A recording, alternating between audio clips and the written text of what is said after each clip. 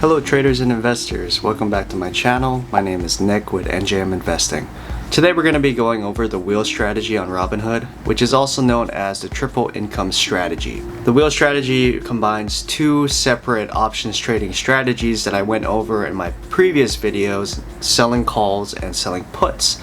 So this is essentially like an Avengers meetup of sorts of options trading. I'll be going over what the wheel strategy is and why it's called the triple income strategy.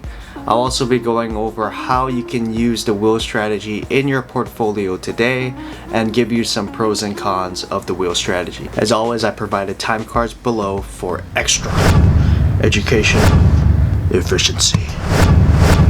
So let's get right into it. What exactly is the wheel strategy? As I explained earlier, the wheel strategy is one of the more basic strategies that combines two other options trading methods into one: selling calls and selling puts.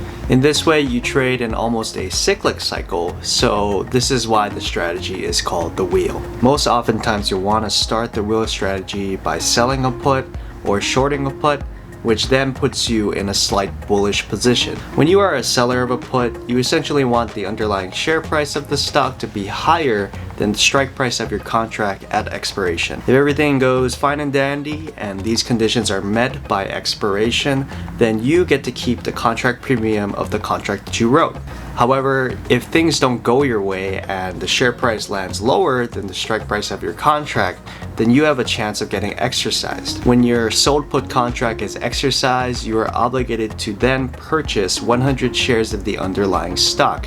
This is the first half of the wheel strategy in motion. So now let's get into the second half of the wheel strategy, which involves you having those 100 shares in your possession. What exactly would you do in this case? Well, if you were a wheel strategist, you would then sell a call or a covered call on these 100 shares. As a brief overview, a covered call means that you have the 100 shares of the company in your possession before you sell a call contract. This is important because these 100 shares are essentially your collateral when you write a covered call position. And if you don't have these 100 shares in your possession before you write your contract, then this is known as a naked call. And oh my goodness, don't do this. This is really dangerous, risky. Just don't do naked calls. So in short, basically when you sold your put contract earlier and acquired these 100 shares after getting assigned, you now set yourself up for the second half of the wheel strategy, which is selling covered call. When you sell covered calls, you essentially are still in a slight bullish position because you still want your underlying share price to go up in value because you are holding 100 shares of the underlying company. You also have the added benefit of acquiring the contract premium that you wrote because you are the contract seller. Now let's say that the underlying share price goes above the strike price of your contract by expiration. This means that you could be exercised for your sold call contract. However, if this ever happens, don't worry, it's all good. In this case, you are credited for the 100 shares at the strike price of your contract, and boom, you can start the wheel strategy once again. Cyclic. So now you may see why the wheel strategy is also known as the triple income strategy. You have three different ways you can make a profit using this method. You can essentially earn the upfront premium of the contracts that you sold.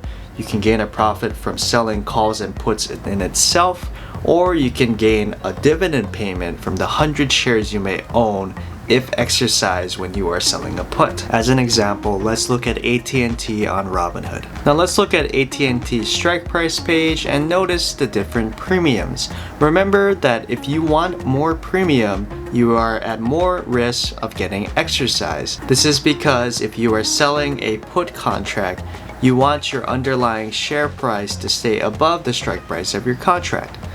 In the case where the underlying share price dips below the strike price of your contract, you have the chance of getting exercised and assigned 100 shares of the underlying asset. In this case, 100 shares of AT&T. When I am an option seller, I always look to find the shorter expiration contracts, as these are more advantageous to have as opposed to longer contracts when you are an option seller. In this case here, let's pick the $30 strike price contract to write our sold put on. Notice that the premium in this case is 24 cents, which you would times by 100, so essentially you'd be getting $24 in premium by selling this contract. However, whenever you sell a put contract, it's always good to remember that you need to put down a cash collateral, which is the share price multiplied by 100. If the underlying share price goes above $30 and maintains that amount by expiration, then you will not get assigned.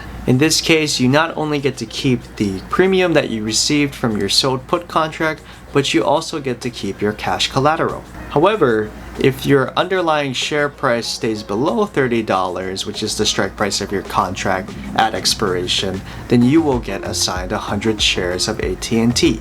But don't worry, because you have 100 shares of AT&T, you have the added benefit of writing a covered call contract, which you can receive premium from. You also have the added benefit of gaining dividends if you hold AT&T's stock long enough. If things don't go your way and your covered call contract lands in the money by expiration, then you will be credited for the 100 shares that you own of AT&T at the strike price of your contract. Then, you can start the wheel all over again.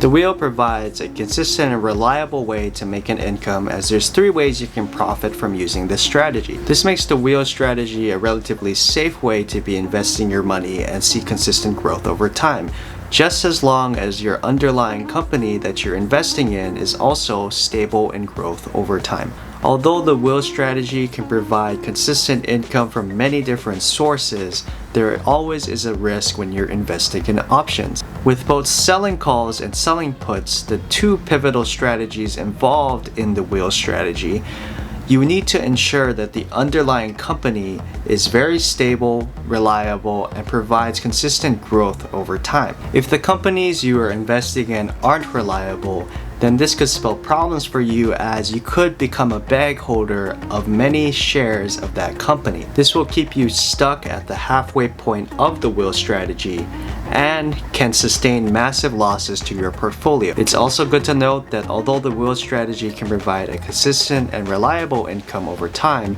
it's quite minimal when compared to the other trading strategies that you could use. What do you think of the wheel strategy? Let me know in the comments below.